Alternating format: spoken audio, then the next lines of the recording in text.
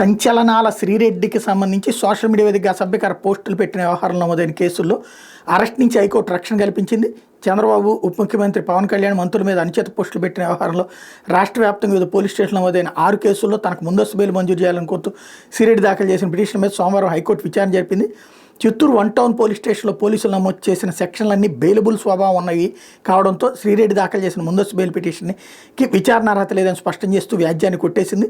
విశాఖ పోలీసులు నమోదు చేసిన కేసులో ముందస్తు బెయిల్ మంజూరు చేసిన కోర్టు పలు షరతులు విధించింది. 10,000 రూపాయలతో 2 పూచికత్తులు సమర్పించాలని ఆదేశించింది. అట్లా కర్నూలు 2 టౌన్, కృష్ణా జిల్లా గుడివాడ 1 టౌన్, విజయనగరం జిల్లా నెల్లిమర్ల ఠాణాల్లో నమోదైన కేసుల్లో పోలీసులు నమోదు చేసిన సెక్షన్లన్నీ 7 ఏళ్లలోపు శిక్షకు వీలున్నవని గుర్తు చేస్తూ మరోవైపు గత ఏడాది నవంబర్ 13న అనకాపల్లి పట్టణ ఠాణా పోలీసులు నమోదు చేసిన కేసు విచారణ సందర్భంగా assistant public prosecutor Sai Rohit petitioner అసభ్యకర భాష వాడారని రికార్డులు కోర్టు ముందు ఉంచుతామని చెప్పారు. కాబట్టి పిటిషన్ తరపు న్యాయవాది ఎనకోలు వెంకటేశ్వరరావు అది స్పందిస్తూ పోలీసులు కేసు నమోదు చేసిన తర్వాత పిటిషనర్ ఎట్లాంటి పోస్టులు పెట్టడం లేదని గుర్తు చేసినటువంటి నేపథ్యంలో ఇప్పుడు ఆమెకి ముందస్తు బెయిల్ లభించినట్టయింది.